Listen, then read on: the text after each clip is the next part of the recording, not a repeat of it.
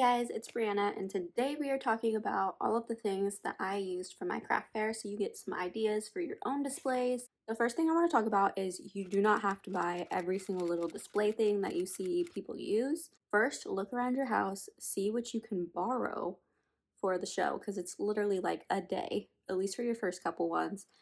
Then see if you want to invest in another piece. So here are all the things that I already owned that I was able to repurpose for my show.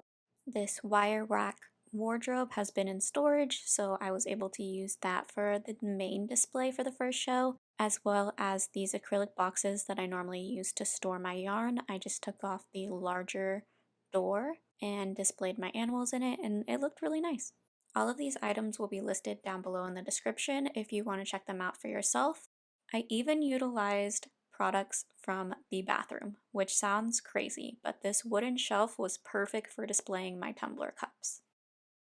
From our wedding, I was able to repurpose the cupcake tiers that we used for cookies, put some plushies on them to display them, and utilize that vertical space.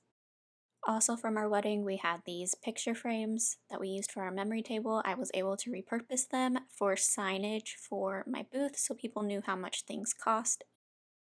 We've had this hand truck for a while now. It is my favorite thing because it converts down in so many different ways to make it so much easier to take your stuff to your show. In the second show, this was the MVP. We had to trek it all the way across campus to get our stuff from the car and set it up, take it down, all of that good stuff. This made it bearable and so many less trips.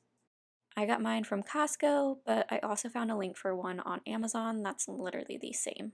Look at that. I mean, the top even folds down, so you can carry long things, short things, heavy things, your totes, all of the good stuff. Number 2, borrow items from family and friends. This is a great way to save money when you're first starting out with shows. Ask somebody that you know that has a pop-up because they use it to go camping. I was able to borrow this and I didn't have to spend $150+ on a pop-up. Eventually, if you decide that you do like craft shows, you can make the investment, but for starting out, it's awesome to be able to borrow it. Another thing I borrowed was camping chairs, specifically the ones with the little side table are awesome. So you can put your square reader, your phone, and any other items that you need to grab quickly. Number 3, new items. Here are the items that I got and if I recommend them. The first thing I purchased was the sidewalls for the canopy. Although I don't own a canopy, the sidewalls were amazing to have. They blocked out the sun, they blocked the wind. I wanted to have that extra layer of security just in case, and it exceeded my expectations. Reusable zip ties. I had never heard of these before I started doing some research, and I absolutely love these so much. They make it so easy to hang things onto the canopy and various things to your booth, and you just pull the tab and it comes off and you can reuse it again and again and again. Plus, you can use these all over the house for various things. The first thing that I noticed when I walked up to a craft booth is the tablecloths. And these ones I loved. They fit to the table so they're not going to fly away if it's a windy day. They're scratch resistant. Plus, you can put stuff underneath them because it's a long skirt. It goes all the way down to the floor. You can put your extra inventory, empty bins. These are the first pegboard hooks that I used with the wire wardrobe in order to hang items on it.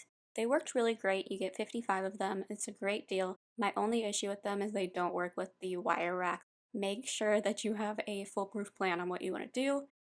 Next is the cube storage, which I liked so much better than carrying around my wire wardrobe because I can fold it down into one small box in the car and then put it back up. These you can manipulate into various shapes, displays, different things like that, and they're relatively inexpensive. Easy to put together and easy to take down. My favorite. For the cube storage, I also needed hooks that would work for those, so I got these 4-inch heavy-duty black display hooks. This is a set of 12 for $16. Obviously, it would be a better deal to get the 50-piece.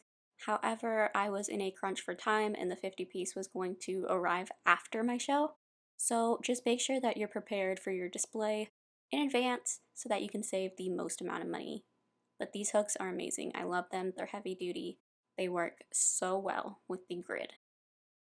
I used this children's bookshelf For my blanket display, all I did was unscrewed the side panels and took off that plastic bit, and then was able to just hang the blankets on each of the metal rods. I think this looked really great, and it's kind of something you have to think outside the box for. I actually found one at Grocery Outlet for I think $15. So just keep your eyes open, but if you desperately need one, here's one from Amazon. I hope you guys enjoyed this video and found it helpful. Everything is linked in the description box below. Subscribe to this channel for more content like this, and I'll see you guys in the next one. Bye!